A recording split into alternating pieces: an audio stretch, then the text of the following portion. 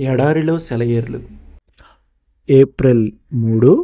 అగ్నిలో యెహోవాను గనపరచుడి. యెషయా 24:15.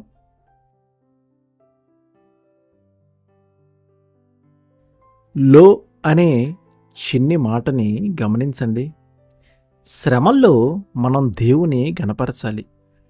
అగ్నిలో నడిచే తన పరిశుద్ధుల్ని కాలిపోకుండా దేవుడు నడిపించిన ఘట్టాలు కొన్ని ఉన్నప్పటికీ సాధారణంగా అగ్ని కాలుస్తుంది.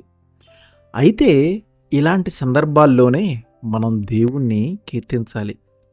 ఇదంతా మన మీదికి రప్పించటంలో మనపై ఆయనకున్న ప్రేమను, దయను, విశ్వాసంతో తలుచుకోవాలి. పైగా మనకి సంభవించిన ఈ ఘోర శ్రమ ద్వారా ఆయనకి ఘనత దక్కే అవకాశం వచ్చిందని నమ్మాలి. కొన్ని అగ్నిగుండాల్లోంచి వెళ్ళాలంటే అంతులేని విశ్వాసం కావాలి. అల్ప విశ్వాసం పనిచేయదు. అగ్నిగుండంలోనే మనకి విజయం చేకూరుతుంది. ఒక వ్యక్తిలోని నమ్మకం అంతా అతని కష్టకాలంలోనే బయటపడుతుంది.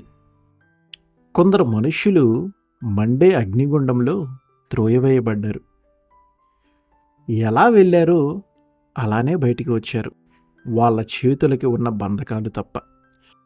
కొన్ని అగ్నిగుండాల్లో ఎంత అద్భుతంగా తప్పిస్తాడు దేవుడు. వాళ్ళ శరీరాలకు గాయాలుండవు, కనీసం చర్మం బొబ్బలెక్కదు, వాళ్ళ వస్త్రాలు కమిలిపోవు, అగ్నివాసన కూడా వాళ్ళనంటదు. అగ్నిగుండాల్లోంచి క్రైస్తవులు బయటపడవలసిన తీరు ఇదే. బంధకాలు తెగిపోవాలి, కానీ అగ్నిజ్వాలలు వాళ్ళని అంటకూడదు. నిజమైన విజయం అంటే ఇదే.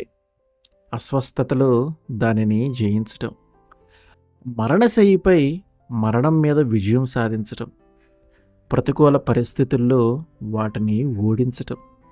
నిజంగా చెప్తున్నాను, ఆవేదనలో మనల్ని విజేతలుగా చేసే శక్తి ఒకటి ఉన్నది. చేరవలసిన ఉన్నత స్థానాలు ఉన్నాయి. అక్కడ నుండి క్రిందకు చూస్తూ మనం ఎక్కి వచ్చిన దారిని తలుచుకుని విజయగీతాలు పాడే చోటు ఉంది.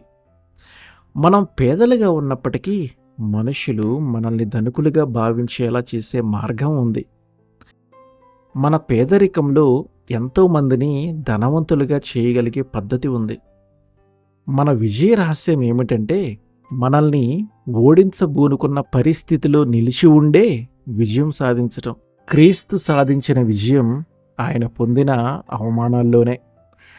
అలానే మన విజయం కూడా. అనేకమైన ఇబ్బందుల్లో మునిగి ఉండి కూడా గనగనలాడే గంట వంటి హృదయం కలిగి ఉన్న వాళ్ళని చూస్తే ఎంత ముచ్చటగా ఉంటుంది. భయంకరమైన శోధనల ఊబిలో కూరుకుపోయి కూడా జయశీలిగా బ్రతికే వాళ్ళ జీవితం ఇతరులకి ఎంత ఆదర్శప్రాయంగా, ప్రోత్సాహకరంగా ఉంటుంది. శరీరం అంతా నలగగొట్టబడినా వసివాడని సహనంతో మెరిసిపోయే బాటసారిని చూస్తే ఎంత ఆదరణగా ఉంటుంది. దేవుడు మనకెప్పుడు తన కృపామృతాన్ని ప్రసాదిస్తాడన్న దానికి ఇవన్నీ ఎంత చక్కటి నిదర్శనాలు.